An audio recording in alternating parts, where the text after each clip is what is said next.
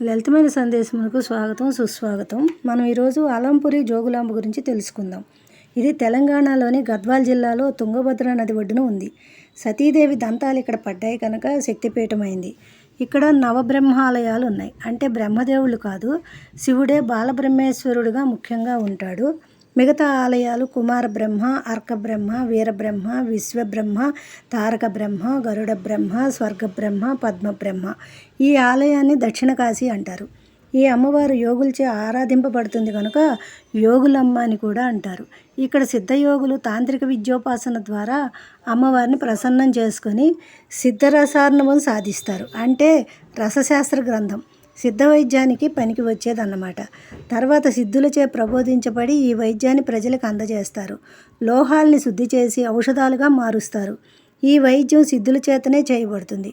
పూర్వం రాజకుటుంబాలకి ఈ వైద్యం చేసేవారు. ఇందులోనే నాడీ వైద్యం కూడా చేస్తారు.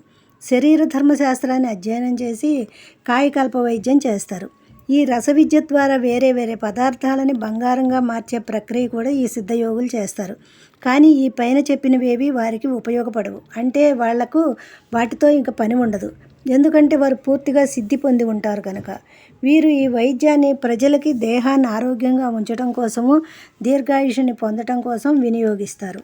రససిద్ధి యోగి అనే సిద్ధుడు బాలబ్రహ్మేశ్వర లింగం నుంచి రసభస్మం తీసి, అంటే పాదరసాన్ని భస్మ రూపంలో తీయడం అన్నమాట, తీసి దాంతో అమ్మని ఉపాసించినట్లు ప్రతీతి.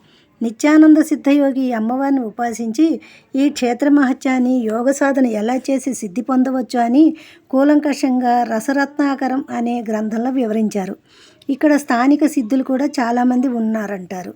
ఇక్కడ ఆదిశంకరాచార్యుల వారు అమ్మవారిని సామాన్య ప్రజలు కూడా అర్చించి పూజించే సాత్విక రూపంగా మార్చారని, శ్రీచక్ర స్థాపన చేశారని చెప్తారు. ఈ అమ్మవారు యోగాసనంలో ఉంటారు.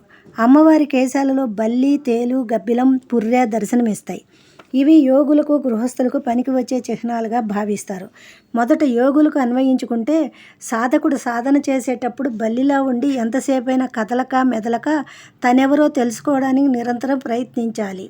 తేలు పని కొండితో కుడుతూనే ఉంటుంది. అలాగే సాధకుడు పదే పదే అంతర్ముఖుడు అవ్వాలి. అప్పుడు నేను అనేదానికి అంతరార్థం తెలుస్తుంది. గబ్బిలం తలకిందులుగా ఉంటుంది. దాని అర్థం నేను అనేదానికి అర్థం తెలిసాక ఇంకా వేరే ఆలోచనలు మళ్ళీ మస్తిష్కంలోకి రాకుండా ఆ అంతరార్థాన్నే అనుక్షణం గుర్తుంచుకోవాలి. అప్పుడు సహస్రార భేదన సంప్రాప్తిస్తుంది. అప్పుడు వాళ్ళు ఎప్పుడు అనుకుంటే అప్పుడు కపాల మోక్షం పొందుతారన్నమాట.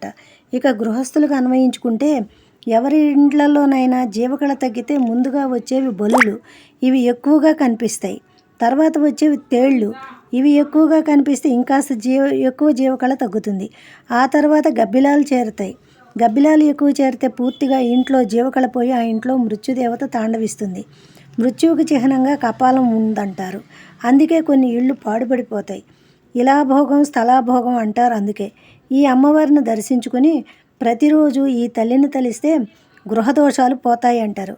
గృహదోషాలు అంటే వాస్తు దోషాలే కాక ఇంట్లో అన్ని విధాలుగా సమృద్ధిగా ఉన్న అశాంతిగా అసంతృప్తిగా ఉండడం, మనుషులలో సంతోషం లేకపోవడం, ముఖంలో కళ లేకపోవడం, తరచూ ప్రమాదాలు జరగడం, ఒకరికి సమన్వయం లేకుండా చీటికి మాటికి గొడవలు పడడం, ఎంత సంపాదించినా సార్థకత లేకపోవడం, అనారోగ్యాలు, కారణం ఏమీ లేకుండానే విభేదాలు సృష్టించుకుని ఎవరికి వారుగా చెట్టుకొకరు పుట్టకొకరు అన్నట్టు అయిపోవడం, అకాల మరణాలు సంభవించడం, ఆలు మగల మధ్య సఖ్యత లేకపోవడం, పిల్లలు తల్లిదండ్రుల మాట వినకపోవడం, మనుషుల మధ్య అసహనత, ఇలాంటి గృహదోషాలన్నీ తొలగించి ఇంట్లో సకల మంగళాలు జరిగేట్టు చూస్తుంది అని ఇంట్లో